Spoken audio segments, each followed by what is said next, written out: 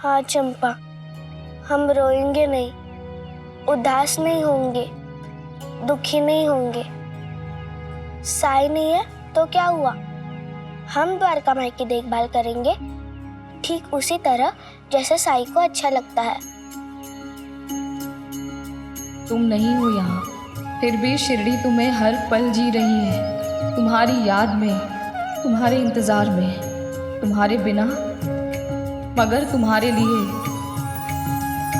तुम एक इंसान से रूठ कर चले गए साईं, लेकिन शिरडी के बाकी लोगों के प्यार से, इस माँ की ममता से कब तक दूर रह पाओगे?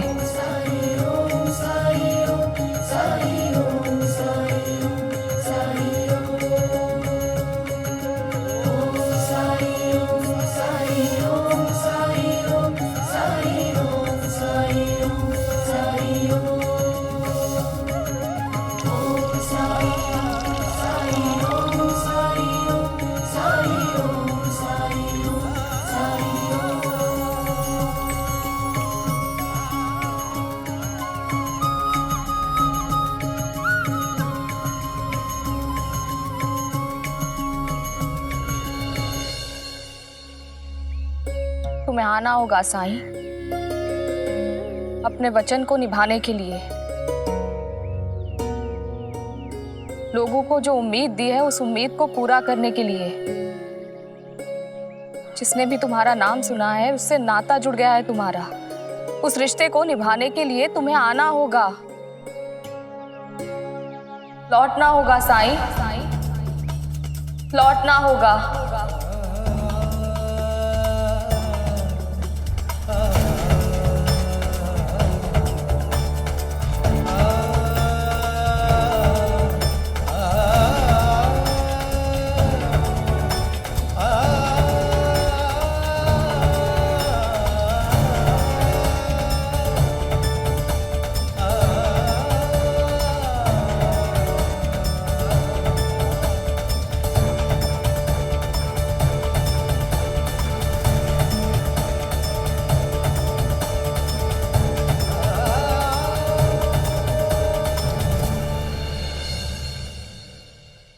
ये लो, ये औषधि लो, पेट की बीमारी ठीक हो जाएगी। चलो बैठ जाओ। निःशुल्क उपचार का अवधि 1 ही सप्ताह का था, वो कल समाप्त हो गया। हरिओम। अभी जो मैंने पुड़िया दी है औषधि की, उसका दाम तुम्हें देना पड़ेगा। जी सरकार। कितने पैसे सरकार? पैसे आने नहीं, रुपया।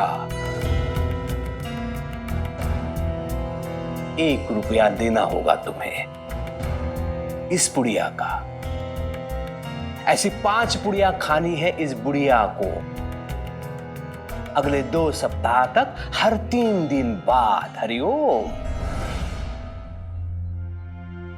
सरकार, मेरे पास इतना पैसा नहीं है। एक दिन में बड़ी मुश्किल से 4 आने कमा पाता हूं सरकार।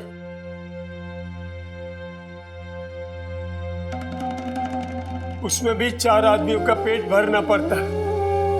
नहीं दे पाऊंगा सरकार। हरिओम। घोड़ा अगर घास से दोस्ती करेगा तो खाएगा क्या बताओ? हाँ?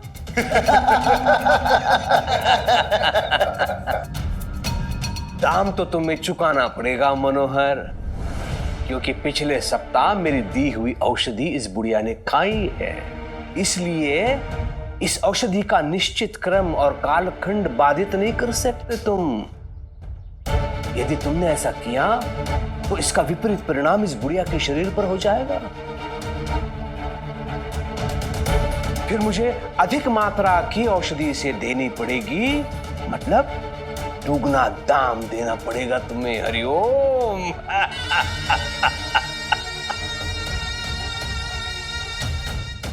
बोलो क्या है देने के लिए तुम्हारे पास? खेत है ना तुम्हारे? वो तो पहले ही आपके पास गिरवी है सरकार। भगवान। मेरे पास अब कुछ नहीं है सरकार। अब क्या करेंगे बताओ? नहीं सरकार, ये झूठ बोल रहा है। इसके पास एक दुधारू गाय है जो हर रोज सुबह शाम 10 सेर दूध देती है। क्या बात कर रहा है? हाँ सरकार। है? ऐसा मत कीजिए सरकार। एक वही तो है जिससे मेरे परिवार का पेट भरा जा रहा है। भूखे मर जाएंगे सरकार। अंता पंता, एक काम करो, उसकी गाय ले आओ अपने पास। हाँ, और जब तक ये ऋण नहीं चुकाता तब तक वो हमारे पास गिरवी रहेगी। और सुनो मनोहर, 1 माह का समय है तुम्हारे पास। कितना? 1 माह का। अगर 1 माह के अंदर तूने पूरा ऋण नहीं चुकाया तो वो गाय हमारी हो जाएगी। हरिओम। वाह सरकार वाह, क्या न्याय है आप। हरिओम। चलो पता नहीं कैसे चुकाऊंगा इसके पैसे। जाओ जाओ। चल चल।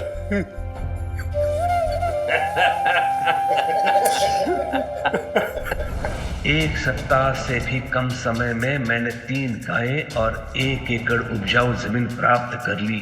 ये तो आरंभ है साईं। तुम्हारे कारण बहुत हानि उठानी पड़ी है मुझे। अब क्षतिपूर्ति का समय है। हरिओम।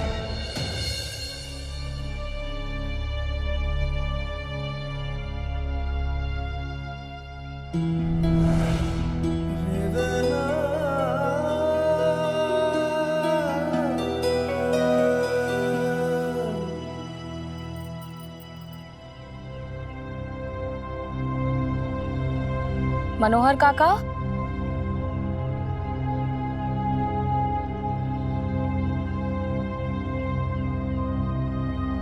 हाँ बेटी।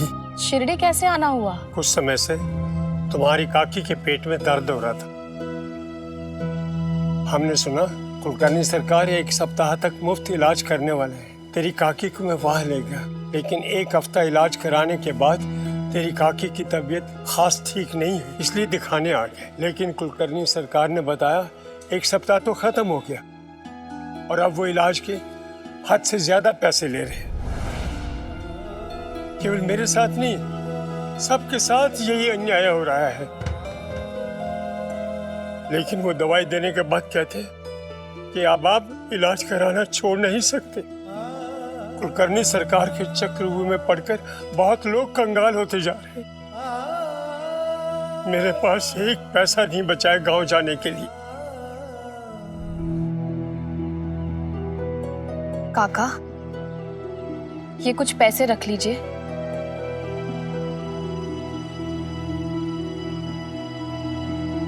देखिए, मना मत कीजिए, क्योंकि कहीं ना कहीं आपके दुख के लिए जिम्मेदार हम हैं। रख लीजिए।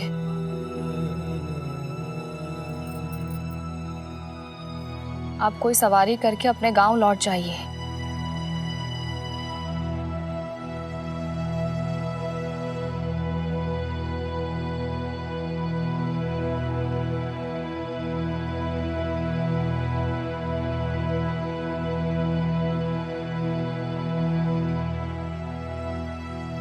ताई,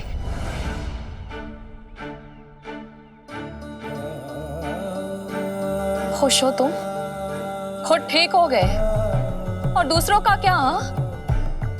उन्हें तो साईं से दवाई नहीं मिल पा रही है और कुलकर्णी सरकार इतने दिनों का बदला सूद समेत वसूल कर रहे हैं। कोई दाम नहीं चुका पाएगा तो मर जाएगा, और जो दाम चुकाकर जिंदा भी रहा तो खुद बिक चुका होगा।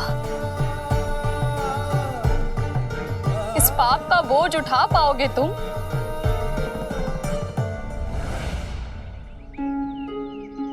मन मोती और दूध रस, इनकी सहज सुभाए। हट जाए तो ना मिले, कोटिन करो उपाय। मन मोती फूल, दूध और रस। जब तक ये सहज और सरल रहते हैं, अच्छे लगते हैं, लेकिन अगर एक बार फट जाए तो करोड़ों उपाय कर लेने पर भी अपने स्वाभाविक स्वरूप में वापस नहीं आते। भरोसा मिट्टी के घड़े के समान है, एक बार टूट जाए तो फिर कभी नहीं जुड़ता।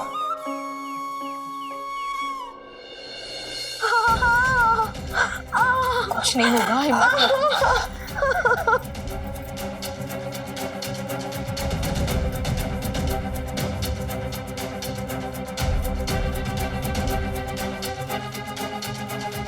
मुझे बचा लीजिए, कम से कम मेरे बच्चे को तो बचा लीजिए, कुछ करिए। ये दर्द प्रसव का नहीं है बायजा, इसे अभी 9 महीने पूरे भी नहीं हुए हैं। ये कोई दूसरी वजह है, इसे वैद्य के पास लेके जाना होगा। साई तो है नहीं यहाँ, लगता कुलकर्णी सरकार के पास ही लेके जाना पड़ेगा। एक तो सूर्यास्त के बाद वो दवा नहीं देते, और दूसरा मोती वाली घटना में मैंने साईं का पक्ष लिया था। तब से वो मुझे अपना दुश्मन समझते। मुझे पक्का यकीन है वो हमारी मदद नहीं करेंगे।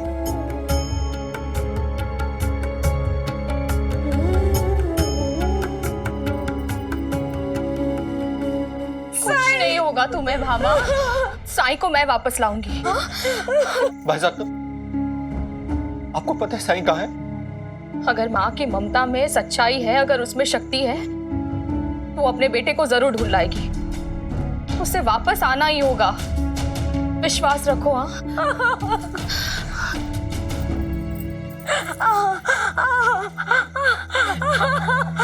मामा, तुम्हें कुछ नहीं होगा, सब ठीक हो जाएगा, हौसला रख।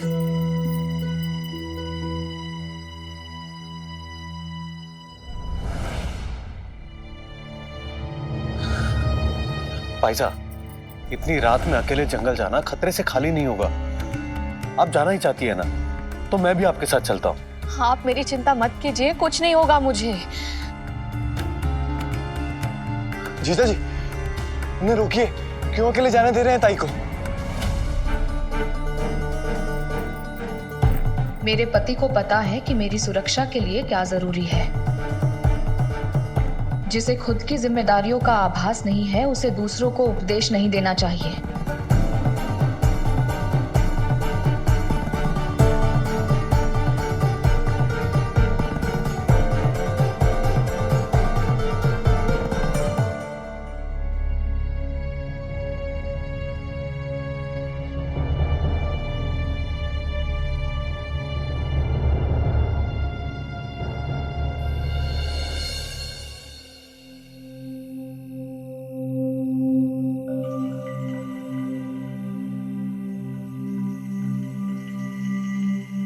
शायद मेरी ममता में ही कमी रह गई है, जो मैं तुम्हें यहाँ से अपने साथ वापस ले जाने में असफल रही हूँ साईं। पूरी शिरडी को तुम्हारी जरूरत है, वहां के लोगों को तुम्हारी जरूरत है। तुम्हारे बिना लोग तकलीफ में हैं। मेरे लिए आश्चर्य और चिंता की बात तो ये है कि सब कुछ जानते हुए भी तुम कुछ कर क्यों नहीं रहे हो। तुमने शिरडी मेरे भाई की वजह से छोड़ी है ना, इसके लिए जिम्मेदार मैं हूं, क्योंकि मैंने उसे बुलाया था तुमसे इलाज करवाने के लिए। इसलिए अब मैं खुद को दंड दूंगी।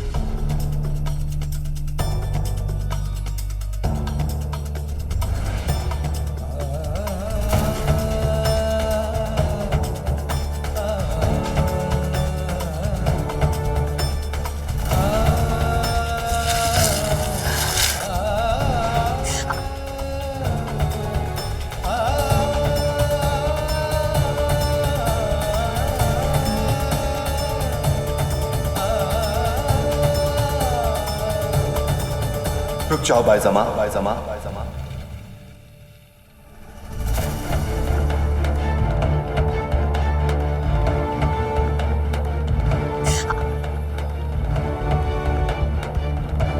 बायजामा,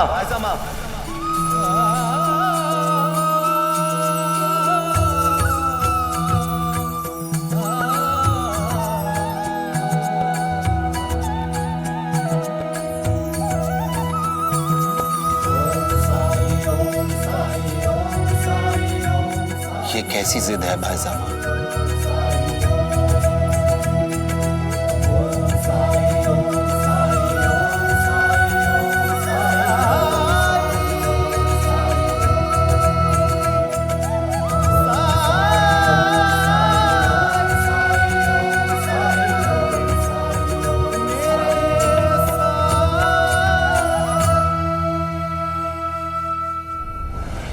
जिद?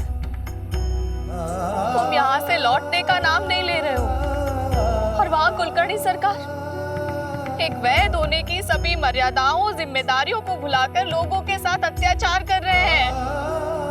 तुम पर भरोसा करने वाले, आस्था करने वालों से बदला ले रहे हैं। वो भामा बीमार है, लेकिन उसका इलाज करने वाला कोई नहीं है, और तुम हो कि जिद लगाए बैठे हो। किसी को औषधि ना देने की जिद? दोष त्र्यंबक का है, तो तुम सारी शिरडी को दंड क्यों दे रहे हो साईं? दोष ना त्र्यंबक का है और ना तुम्हारा है बायजामा। दोष है तो सिर्फ मेरा।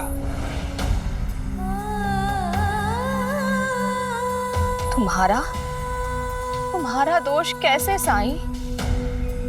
तुमने इलाज किया है त्र्यंबक का, औषधि दी है उसे, बचाया है तुमने उसे। मेरा दोष ये है बायजामा कि मैं त्र्यंबक के मन में वो श्रद्धा, वो आस्था जगा ही नहीं सका जो उसे बुराई के रास्ते पर जाने से रोकती। मैं उसके मन में वो सबूरी, वो विश्वास नहीं जगा पाया जो उसके मन को उसकी पूर्णता का एहसास कराता। वो मेरे पास आया था, इसलिए उसकी अच्छाई और उसकी बुराई दोनों की जिम्मेदारी मुझ पर थी। और सच तो ये है कि मैं उस जिम्मेदारी में पूर्णतः असफल रहा। मुझे तो उसका शुक्रगुजार होना चाहिए कि उसने मुझे इस बात का एहसास कराया। जानती हो बायजामा, अब मुझे क्या करना है? मुझे लोगों के मन में विश्वास की एक ऐसी जोत जलानी है जो कभी भी किसी भी हाल में ना बुझे।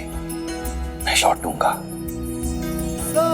लेकिन उससे पहले मुझे कुछ करना होगा।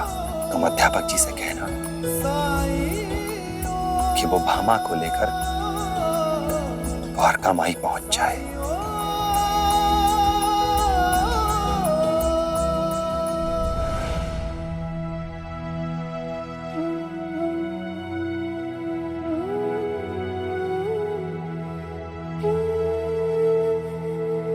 गुरुदेव, शिष्य की यात्रा गुरु के मार्गदर्शन के बिना संभव नहीं। आज आपके इस शिष्य को भी आपका आशीर्वाद चाहिए। शिरडी मेरे लिए आपकी धरोहर है और यहाँ कदम रखने वालों का दुख दर्द दूर करना मेरा धर्म। लेकिन मैं अपने धर्म के इस पालन में कुछ करना चाहता हूं। मानव में विश्वास की, आस्था की जोत जलाना चाहता हूं जो जीवन के किसी भी संकट में उन्हें शांति प्रदान करे। कृपा करें गुरुदेव, मुझे सही राह दिखाएं।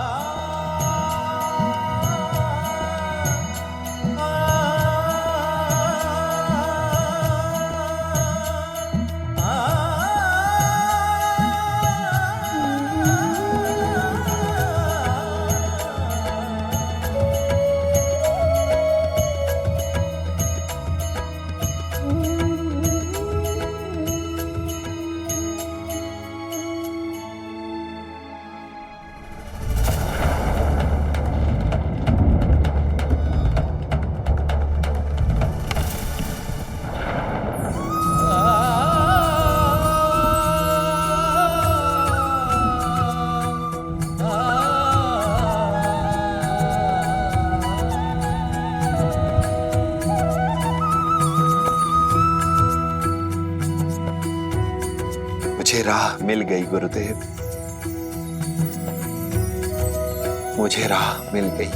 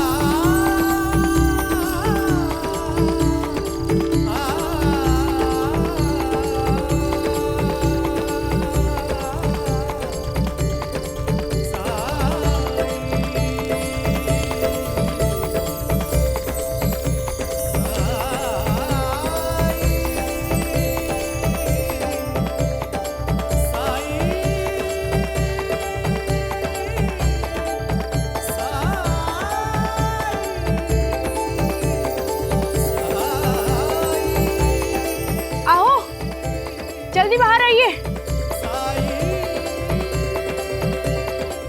वो देखिए।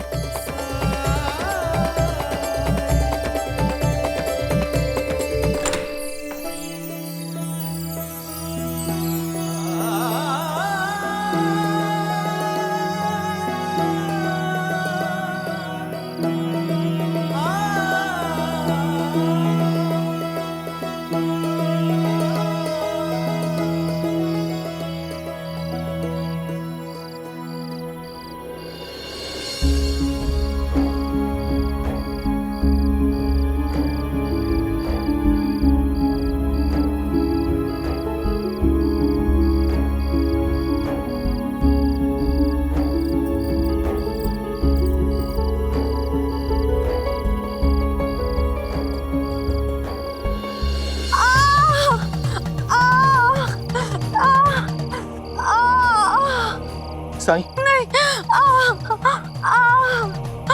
देखिए क्या हो गया मामा को।